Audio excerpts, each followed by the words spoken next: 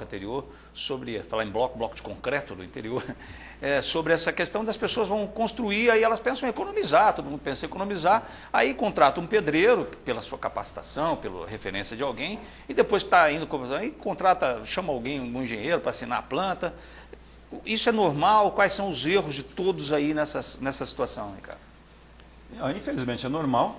Isso aí tem até um apelido, o cara que faz isso, que é o canetinha de ouro, né? Canetinha de ouro é o engenheiro que você está falando? Esse que assina e não aparece na obra.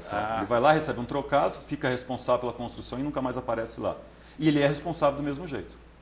Infelizmente é comum, o CREA, não sei até que ponto combate isso ou não, eles combatem. Há uma série, por exemplo, um engenheiro para tocar e executar a obra, ele tem um limite de obras para ele executar.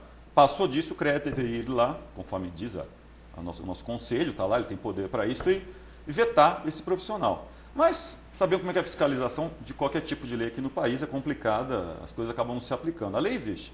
Tá? Infelizmente é comum. E as pessoas acabam se enganando, porque esse profissional, eu repito sempre dessa maneira, escrevi a respeito, né? Ele atesta a incompetência dele em troca de um sonho falso para a pessoa, uma ilusão para a pessoa. Ele vende ilusão para a pessoa atestando a incompetência dele. Bom profissional não faz isso. Você está falando do engenheiro que assina? Do engenheiro, sempre. Engenheiro ou arquiteto, tá? Tanto faz um ou outro. Porque ele está colocando ali uma responsabilidade, ele não está acompanhando uma qualidade da obra. Pior, tem pessoas que às vezes se enganam, que o cliente vai e fala, olha, eu vou fazer um documento onde eu estou assumindo a responsabilidade pela execução da obra, te eximindo de que você é o responsável aqui, mas eu estou assumindo qualquer coisa que aconteça. Isso não é válido.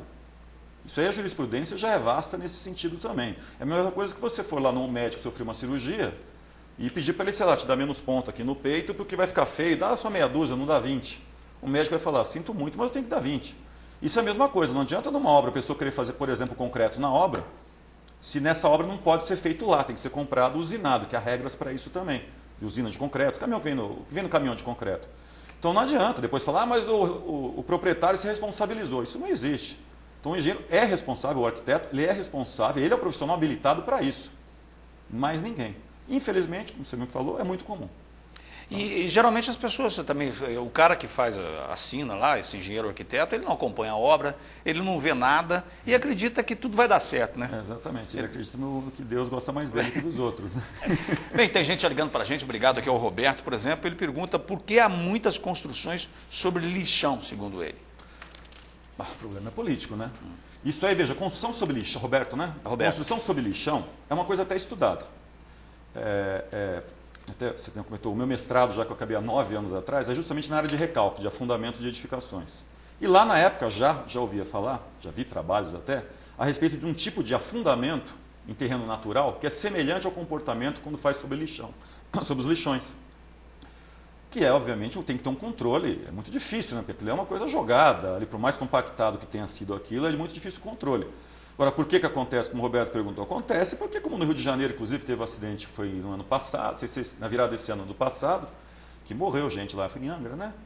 Não lembro agora se foi em Angra que morreu o pessoal, porque o poder público deixou, né? Ganhou voto com isso, levou luz para eles, levou água para fazer num local impróprio. Então, na verdade, não se deve fazer em cima de lixão, a não ser que cidades como São Paulo, que não tem mais para onde crescer, por isso que se estuda nesses casos, que os terrenos são caríssimos de fazer empreendimentos sobre lixões.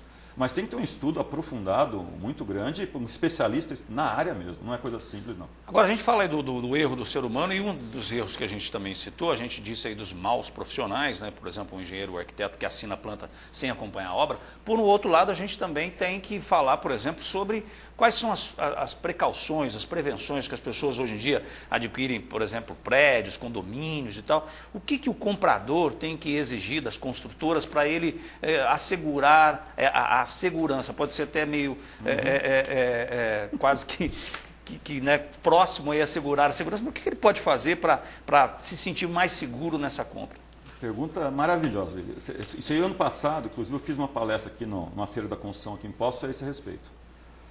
O que tem que se fazer? Em todos os, nem só pela segurança, é pela segurança do bolso mesmo, até, sabe? De boa qualidade, não é questão só estrutural. O que tem que fazer? Hoje, nós estamos vendo empreendimentos sendo lançados por construtores, por boas construtoras também, e por más construtoras. Você vê de tudo, claro, como tem em qualquer profissão, qualquer área, né? O que a pessoa tem que fazer? A pessoa está comprando, entraram no empreendimento que está sendo lançado. Isso eu fiz esse serviço em Campinas quando era estagiário, uma parte desse serviço, inclusive, isso já está no tio, agora, né? O tio, você era sobrinho há mais quase, de 20 anos atrás. O que acontece? Tem duas fases que devem ser efetuadas por quem está comprando o imóvel. Primeiro que todos juntos, obviamente, todos os compradores, não um só, senão realmente aí fica uma coisa cara. É o interesse de todos. Um grupo comprou um empreendimento, um edifício, o que fazer? Duas fases, avaliar projetos e avaliar a execução. As duas coisas têm que ser feitas. Projeto, avaliar o quê? Do ponto de vista estrutural, e todos os outros projetos até, você teria que contratar, isso é normal, é um custo baixíssimo, e as pessoas acabam não fazendo de bobeira. Um avaliador dos projetos executados. Então, especificamente projeto estrutural como o meu. E se eu errei? Se eu cometi uma falha, quem que verifica? Ninguém. Deveria, inclusive isso é normal, está previsto na norma técnica que tem valor de lei, a NBR 6118, de projetos de estruturas de concreto, então digo especificamente da minha área, de ter um verificador, a figura do verificador. Que eu forneço as informações nesse. Não é para fazer um cálculo completo, tudo de novo, senão também não teria sentido. Mas, ao menos, há vários níveis de verificação. A pessoa verificar as premissas de projeto e os resultados, pelo menos, para ver se estão dentro da necessidade de segurança e de bom desempenho da estrutura, durabilidade e assim vai. Essa fase de projeto, primeira, PEN aprovou, tudo bem? Mas tem consultora que não vai querer. Meu amigo, quem não deve, não tem. Se ela contratou um mal profissional ou se ela está fazendo alguma besteira, sai fora disso. Você tem o direito, você está comprando o imóvel, é teu.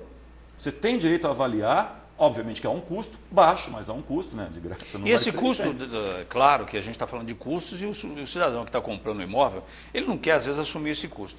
E é claro também que você pode colocar aí uma polêmica se a própria construtora colocar uma outra pessoa para validar o serviço de um contratado. É fazer festinha de aniversário para si mesmo ali, né? Agora, não, mas não é isso. Não é a construtora que vai colocar, é o comprador que vai fiscalizar ela. Eu estou dizendo o seguinte, porque o cara vai querer evitar esse custo, por exemplo, o comprador. Aí ele fala para a construtora, olha, você contratou X, nós estamos contratando Y para você bancar esse custo. Talvez aí cria pode criar, William, mas isso é no mundo inteiro. E não existe almoço grátis. Claro. Então não adianta. A gente quer ter segurança, gastar um pouquinho para não ter perigo de gastar um montão. Essa é a ideia. E a vida humana que está, com certeza, é o risco. E o patrimônio está ali, independe, graças a Deus, são poucos prédios que têm acidentes graves assim. Isso seria na fase de projeto. E segundo, está tudo ok. Não adianta fazer um projeto lindo e maravilhoso, arquitetônico, estrutural, elétrico, combate a incêndio, tudo maravilhoso. E a execução não segue as normas de execução, que tem normas para isso também. Por exemplo, a pessoa vai lá, a gente vê casos aqui em Poços até. Vou só dar um exemplo, vou falar em linguagem para o leigo entender. Você executa lá o projeto de um estrutural, onde a resistência do concreto, aconteceu o caso, só que esse não aqui em Poços, mas vamos lá. Você executa lá, determina uma resistência de concreto, vou falar em quilos para as pessoas entenderem, de 250 quilos por centímetro quadrado. Uma resistência. Isso é proibido de fazer em obra. Acima de 200 é proibido, porque tem que ser pesado o concreto. Só em usina de concreto é possível fazer. Na obra, medindo em lata, não existe isso, para fazer com concreto essas resistências maiores. Fazem por aí. Quem fiscalizou? Ninguém. Fica por isso mesmo. Vai dar problema no concreto? Vai. A ponto de comprometer a estrutura? Não sei. Depende da estrutura, depende do grau de comprometimento. E pior, tem casos que você... Esse sim foi um caso fora daqui, mas uma concreteira de fora, uma usina de concreto, não foi de Poços mesmo, não estou escondendo, não foi a usina de concreto daqui, que era um concreto de um edifício de 10 andares, que a resistência do concreto especificada que eu projetei era de 300 kg por centímetro quadrado. E essa resistência, esse controle, a concreteira faz.